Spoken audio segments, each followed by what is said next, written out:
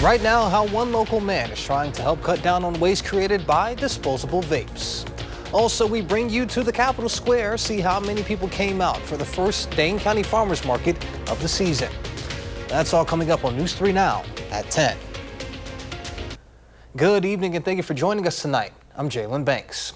Nearly 5 disposable vapes are thrown out every second in the U.S. That's according to U.S. Prig Education Fund. Our Ellie LaLiberte shows us how one Janesville man is working to combat the issue, one vape at a time.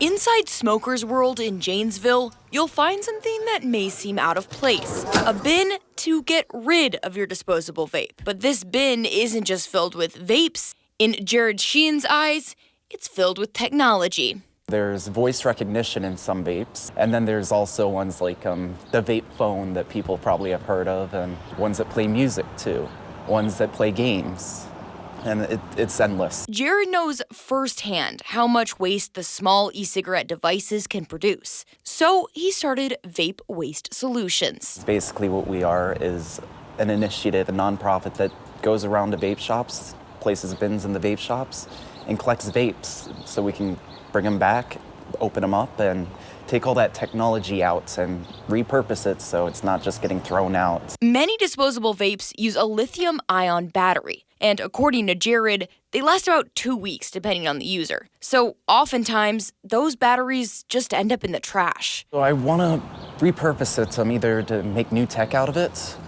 for example, like battery banks where you could just recharge your phone or whatever with it, or to redistribute it back to companies that would be able to use it. Right now, Jared's bin is only in Smoker's World, but in the month or so he's been doing it, We got about 100 to 200 so far. It's not that much, but hopefully in the future we can build that up. Reporting in Janesville, Ellie LaLiberte, News 3 Now. Ellie, thank you. And if you want to get in touch with Jared to help collect vapes, you can find out how to do so on our website at channel3000.com.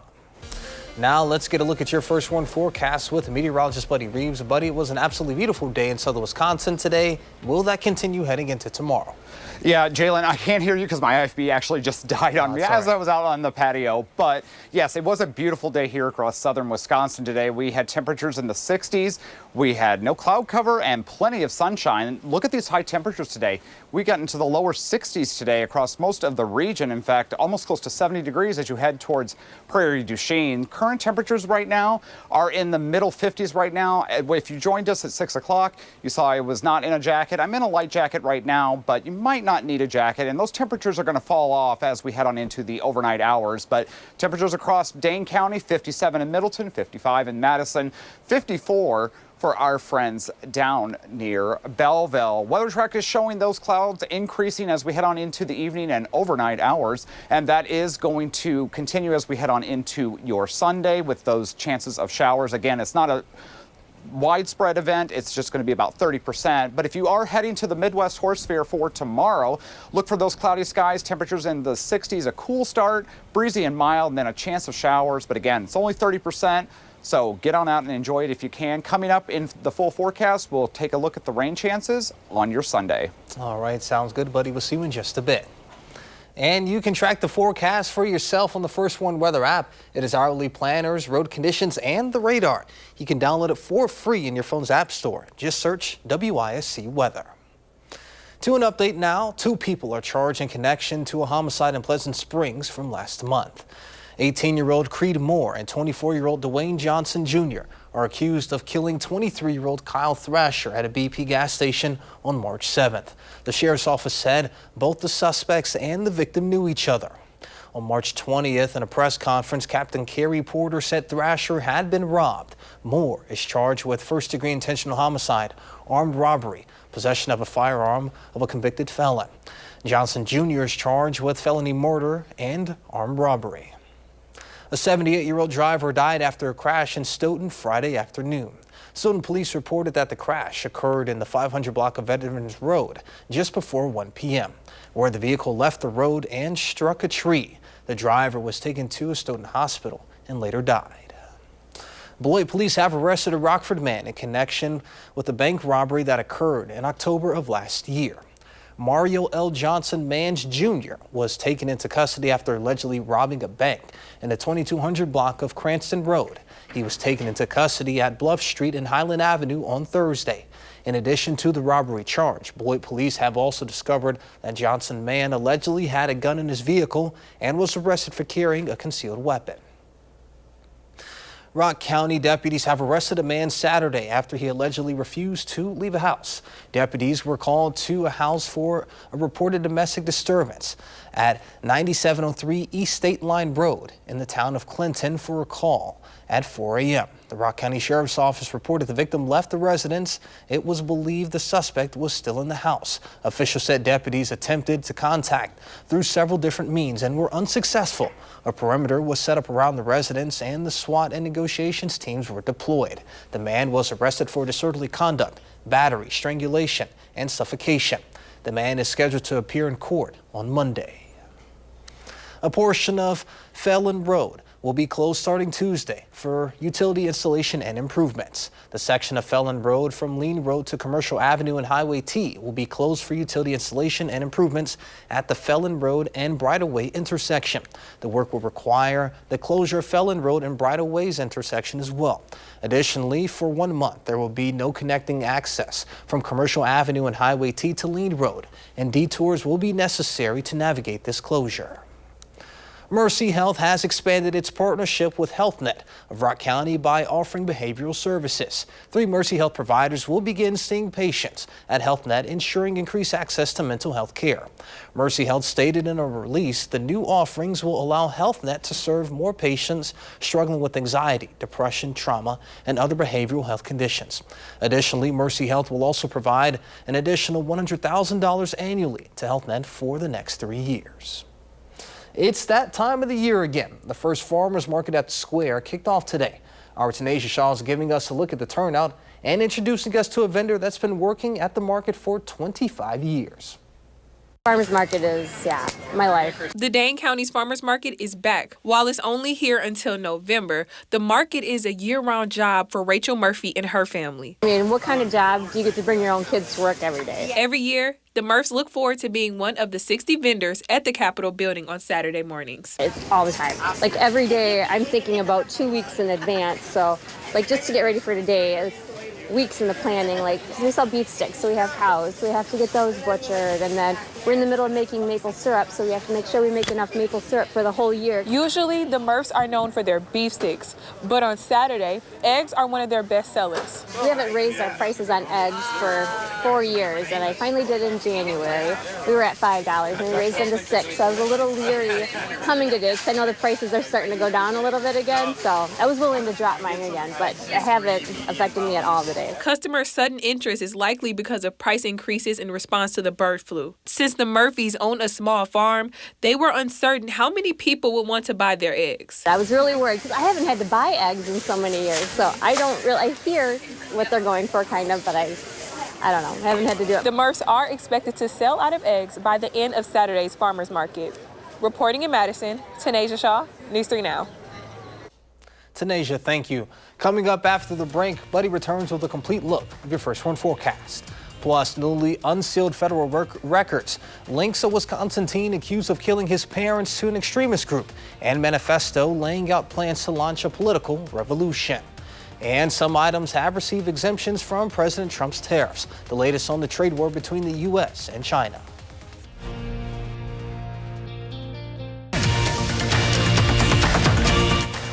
Thank you for staying with us. New details are emerging in the case of the Wisconsin teen accused of killing his mother and stepfather earlier this year. Newly unsealed federal records show the murders were part of a much larger plot, which included overthrowing the government and assassinating President Trump. A federal search warrant unsealed Friday details a murder plot as part of a plan targeting the president. The documents attribute the plot to 17-year-old Waukesha student Nikita Kassab, charged in the shooting deaths of his mother, Tatiana, and stepfather, Donald Mayer, inside their home on February 11th. According to prosecutors, the teenager stayed inside the home with their bodies for 12 days. Victim B body was appeared to have been deceased for some time, was unable to definitively identify who it was.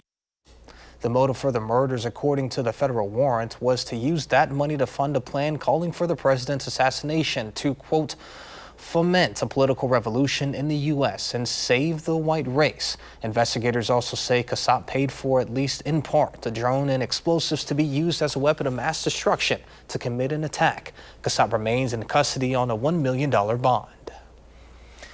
The CDC has denied a request to help manage unsafe lead levels in Milwaukee, Wisconsin public schools. The agency says it can no longer assist the city's health department after it lost its lead experts in mass firings last week. Prior to the layoffs, the Milwaukee Health Department had been working with the CDC for 2 months to address hazardous lead contamination in multiple school buildings. Health and Human Services has said it is planning to continue work on lead poisoning and prevention and surveillance. Meanwhile, Milwaukee's health department says it is committed to finding local solutions. Lead is toxic to the brain, and no levels of exposure are considered safe. A pair of beloved and endangered peregrine falcons in Wisconsin are believed to be dead of the bird flu. We Energies has announced the deaths of 2 of its longest returning peregrine falcons, Bren and Beasley. Bren was found dead in a nest box in Port Washington. Bren's mate for nearly 8 years. Beasley has not returned to the nest box since, a few days after Bren's death. He's believed to have also died. Tonight, a retreat in President Trump's punishing tariffs when it comes to his trade war with China. Some smartphones, computers, and other electronics are now exempt from the hefty import taxes. That's a relief for companies like Apple, and it's relief for consumers, both concerned about how tariffs could affect prices. CBS's Willie James Inman is in Miami tonight, traveling with the president. Last night, the Trump administration announced exemptions for smartphones, computers, and other consumer electronics from most of his tariffs. President Trump hinted at the move yesterday on Air Force One. There could be a couple of exceptions for, obvious reasons. The move is a boost to corporate giants like Apple, whose iPhone is primarily made overseas in China and India. Consumers fearing a price hike had rushed to buy devices, sending sales up 33% one day last week. Democratic Senator Chris Murphy called the tariffs a regime to reward big businesses like Apple. It's the second about-face this week. The president announced plans to pause wide-ranging tariffs on U.S. trading partners for 90 days, with the exception of a 145% tariff on imported goods from China. The move's rattling markets throughout the week. The stalemate between the trading superpowers prompted China to mock Trump's tariff plan as a joke. It slapped a 125% tariff on U.S. goods late this week. I think we're in a very good position. We're doing well. We have a lot of things happening. So far, none of America's 3 biggest trading partners, Canada, Mexico, and China, are negotiating new trade deals with the president, instead imposing retaliatory tariffs of their own. And President Trump is expected to be in Miami tonight to attend an Ultimate Fighting Championship match. The last time he attended a UFC fight was in November of last year, where he received a raucous welcome following his election win. Willie James Inman, CBS News, Miami. Let's get a look at your first one forecast with meteorologist Buddy Reeves. Buddy. Yeah, Jalen, thank you very much. Today was a beautiful day across southern Wisconsin. Lots of sunshine, no clouds in the sky, and it was in the 60s. Tomorrow is going to be a repeat of what we had today, but with just a couple of changes, and we'll go over that in the 3 things you need to know. There might be a few storms on your Sunday. Again, this is going to be more scattered or isolated type, so only about a 30% chance. So I wouldn't cancel any outdoor plans that you do have for tomorrow, and we'll go over that in just 1 second. It is also going to be breezy Sunday through Tuesday. Now, Monday is going to be the day where it will be the breeziest as a cold front comes through. We can see wind gusts up to 35 miles per hour, and that will be ushering in some cooler air as we head on into your Tuesday. So for tonight, look for scattered showers possible across most of southern Wisconsin. Temperatures are going to stay pretty mild for this time of year, in the upper 40s to low 50s as you head towards Prairie du Chien and to the Dubuque area. And then as we head on into your Sunday, again, there's a lot of outdoor events going on. It's April, it's spring, everybody's trying to get out and enjoy the weather, work in the yard. We're going to start out at 7:30 in the morning, temperatures right around 48 degrees. As we head on into the afternoon, again, we might see some scattered showers across most of southern Wisconsin. This model is just not picking it up, and it's kind of hard to tell where exactly you might run into one of those shower activities. And then as we head on into your Sunday evening, we might see some scattered showers towards southern Dane County. But again, it's going to be hit or miss, but it's not going to ruin any outdoor plans. And then as we head on into your Sunday night and the beginning of your work week on your Monday, look for temperatures to start out at around 50 degrees. So it's going to be rather mild as we begin your next week. Now, if you're looking for any precipitation, and again, I wanted to show this because there's not a lot, less than 1/10 of an inch across actually most of southern Wisconsin. The planting season is underway, and we are still dealing with a drought situation. Now, if we're looking long term, next 7 days, outside of the chance we have for Saturday night and into Sunday during the day, it's going to be on Wednesday and Thursday and Friday. And this is going to be more appreciable type of rain. And we could use that here across Wisconsin because we do have dry to moderate drought conditions across the state line. So any rain that we do get would be beneficial for our farmers. So again, 63 for tomorrow. I wish it was 70 degrees with a 30% chance of showers. And then as we head on into the extended forecast, you can see we will cool down by Tuesday with the passage of that cold front on Monday. Our next chance of rain Thursday into Friday, but then we warm right back up as we head on into the following weekend and the beginning of the week after that. And we could get temperatures close to 70 degrees by Tuesday of the following week. I mean, the fact that we're getting closer and closer to being able to wear shorts without shivering, yeah, that's my time of the year for sure. Just think, May's not too far away. Wait, hold on, let me check the date. It's only April. It's the beginning of April, but I'm always thinking ahead. It's April 12th. In like 3 days, we'll be halfway through the month. Yep. So flies by. Time's flying. Yeah. Yep. All right, sounds good. Thank you, buddy. Coming up in sports, Andrew brings you to Augusta, Georgia with highlights from a thrilling third round of the Masters. Next on News 3 Now.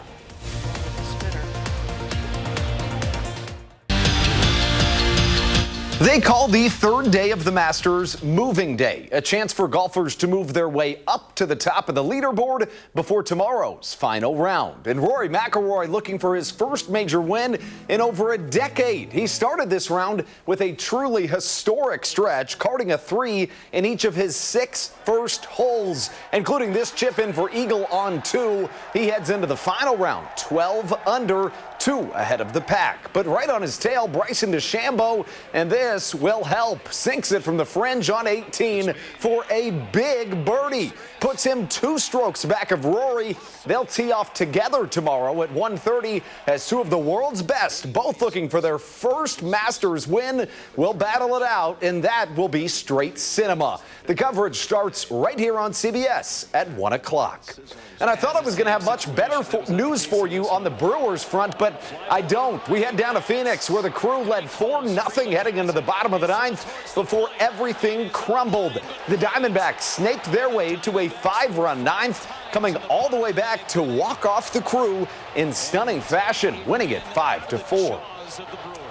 The Bucks have come a long way since starting their season with 8 losses in their first 10 games. Last night, they locked up a 5 seed in the Eastern Conference for this year's postseason, having won 7 straight contests. They will play a familiar opponent in the first round of that postseason in the Indiana Pacers, but that's not what Doc Rivers is focused on. He says he's just happy that his team has hit their stride at the right time. You know, we're still trying to figure it out with what lineups without Dame and all that, but we have found ourselves, and we're playing terrific basketball. We're playing together. Giannis is trusting all his teammates. Him and Scoot are starting to really have some chemistry together. So we're doing a lot of things. A facelift of philosophy is on the horizon for Wisconsin football, particularly on the offensive side of the ball. And the team's new offensive coordinator, Jeff Grimes, says he's thrilled with his guys' eagerness to adapt. He compared it to someone coming into your workplace and throwing away all the training manuals, having you start over and learn a new way to do your day-to-day job. His team, he says, has taken to the change in stride, adapting an identity he identifies as tough, nasty, and disciplined.